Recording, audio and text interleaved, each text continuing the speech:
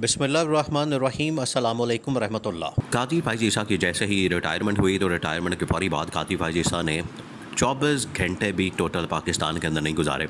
24 घंटे, मेरे ख्याल से तो 24 मिनट भी कादिर भाई जीसा ने पाकिस्तान के अंदर नहीं गुजारे। और कादिर भाई ईसा मुल्क से भाग गया, मुल्क से दौड़ गया, क्योंकि कादिर भाई ईसा को इस बात का अंदाज़ा था कि उसने जिस तरीके से इस हुकूमत के साथ सहूलतकारी की है, हुकूमत के लिए सहूलतकारी की है, जिस तरीके से इलेक्शन के अंदर मैंडेट को चोरी किया गया है, जिस तरीके से इलेक्शन के ऊपर डाका मारा गया है, जिस तरीके से पिछले 1 साल से यहाँ पर इंसानी हुकूक की धज्जियाँ उड़ाई गई हैं, जमहूरियत का जनाजा निकाला गया है, इमरान खान के ख़िलाफ़ इंतकामी कार्रवाई की गई है, PTI के ख़िलाफ़ इंतकामी कार्रवाई की गई है, ये वो तमाम फैक्टर्स हैं, या आप कह लें कि ये तमाम वो चीज़ें हैं और इक़दाम है कादिर फ़ाइज़ ईसा के, जिसकी वजह से कादिर फ़ाइज़ ईसा यहाँ पर 24 घंटे क्या 24 मिनट भी नहीं ठहर सकता था। और जैसे ही वो रिटायर हो रहा, अपने ओहदे से उतरा, रिटायर हुआ, अपना ओहदा ख़त्म किया, उसने तो बल्कि जो नए चीफ़ जस्टिस याहिया अफरीदी की जो हलफ बर्दारी थी, उसके अंदर भी शिरकत करना गवारा नहीं किया। आप इससे अंदाज़ा कर सकते हैं कि कादिर फ़ाइज़ ईसा को कितनी जल्दी थी, और कादिर फ़ाइज़ ईसा ये जो अपनी टिकट था वो पहले ही कटवा चुका था। और कादिर फ़ाइज़ ईसा को इस बात का पता लग गया था कि मुझे एक्सटेंशन नहीं मिल रही, और हुकूमत जो है वो एक्सटेंशन में मेरे साथ 2 नंबरी कर रही है। देखें, जब आप इस तरह से डील करेंगे, साजिश करेंगे, प्लान करेंगे, तो फिर आपके साथ धोखा होना है।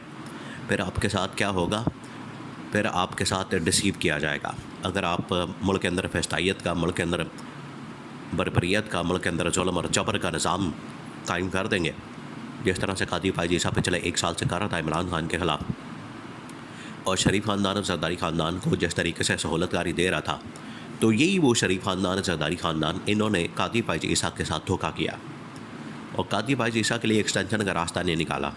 हालांकि कादिर फ़ाइज़ ईसा आखिरी लम्हे तक, आखिरी जो फ़ैसला किया गया था 63A का, वो क्या था? तो 2 फ़ैसले ये जो पिछले तकरीबन को 3-4 महीने में सामने आए। एक तो ये कि जो मखसूस नशस्तों का फ़ैसला था, उसके ऊपर अमल दरामद और इम्प्लीमेंटेशन वो रुकवा दी कादिर फ़ाइज़ ईसा ने। फुल कोर्ट ने फ़ैसला दिया था 13 रुकनी 8-5 की रेशो से। मंसूर अली शाह 8 जजेस के अंदर शामिल थे, और भी बड़े टॉप के जजेस। इधर कादिर फ़ाइज़ ईसा था, 5 जजेस अक़लियत के अंदर वो चला गया। तो उस वक्त फिर इस्टेब्लिशमेंट ने यह फ़ैसला कर लिया था कि कादिर फ़ाइज़ ईसा अब एक बेकार और लंगड़ा और लूला घोड़ा बन चुका है, इसके ऊपर अब मज़ीद पैसा लगाने की, वक्त लगाने की, एनर्जी लगाने की ज़रूरत नहीं है, वो वक्त का ज़िया होगा। तो ये उसी वक्त ही फ़ैसला हो गया था। कादिर फ़ाइज़ ईसा को ये बात समझ आनी चाहिए थी कि ये जो सहूलतकारी शरीफ ख़ानदान के लिए, ज़रदारी ख़ानदान के लिए कर रहा है, जब इनका फ़ायदा निकल जाना है, इनका फ़ायदा निकल जाना है और इनकी गवर्नमेंट आ जानी है, इनकी गवर्नमेंट बन जानी है, हुकूमत बन जानी है, इन्होंने फिर आके क्या करना है, माथे पर आके रख लेनी है और इन्होंने मुँह फेर लेना है। फिर एक्सटेंशन तो आप भूल जाएँ, इन्होंने जाते जाते अब कादिर फ़ाइज़ ईसा जिस तरीके से निकला है, कादिर फ़ाइज़ ईसा को कोई रुखसत करने के लिए भी नहीं एयरपोर्ट के ऊपर आया। गवर्नमेंट का कोई आदमी, ऑफिशियल, कोई सरकारी आदमी, अकेला कादिर फ़ाइज़ ईसा वहाँ से एयरपोर्ट से निकला। एयरपोर्ट के ऊपर वीडियो बन रही है, एयरपोर्ट पर उसके ख़िलाफ़ नारेबाज़ी हो रही है, जहाज़ के अंदर भी वीडियो बन रही है, जहाज़ के अंदर भी उसके ख़िलाफ़ नारेबाज़ी हो रही है। तो कादिर फ़ाइज़ ईसा ने वहाँ से टिकट कटवाया और निकल गया पहले तो तुर्की। अब तुर्की से पता नहीं आगे कहाँ जाएगा, लेकिन ज़्यादा चांसेस तो यही हैं कादिर फ़ाइज़ ईसा ने, क्योंकि स्पेन के अंदर अपने फ़्लैट्स बुक करवाए थे, स्पेन के अंदर वो जाएगा। और स्पेन के अंदर उसके फ़्लैट्स थे जिनके ऊपर रेफरेंस भी बना था इमरान खान के दौर में। वो फ़्लैट्स जो थे वो स्पेन के अंदर थे। कादिर फ़ाइज़ ईसा आखिरकार वहाँ चला जाएगा।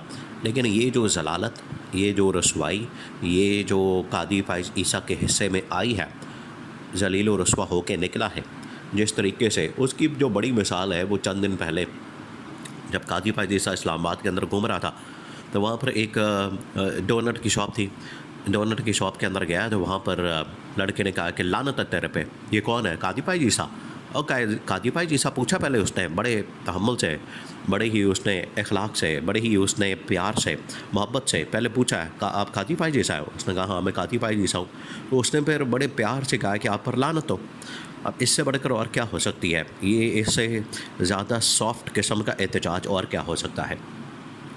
तो ये उसको नज़र आ गया था कि हुकूमत जिस तरीके से मुसल्लत की गई, मैंडेट चोरी किया गया, मैंडेट के ऊपर डाका मारा गया, पीटीआई को जिस तरीके से तोड़ा गया, पीटीआई को जिस तरीके से दीवार से लगाया गया, उससे लेवल प्लेइंग फील्ड को छीना गया, इमरान खान को बल्ले के निशान से महरूम किया गया, इमरान खान की मखसूस नशस्तें उसे नहीं दी गई।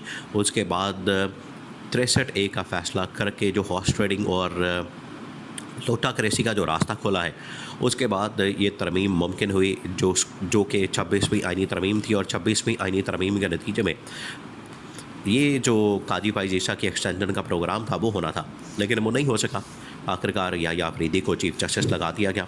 तो जो काजी भाई जैसा था वो तो बड़ा मायूस होके, बड़ा ही बेचारा ज़िंदगी से, अपनी ज़िंदगी को ख़त्म करके, अपना तमाम करके, अपना करियर ख़त्म करके और पाकिस्तान से अपना बोरिया बिस्तर गोल करके वो भाग गया।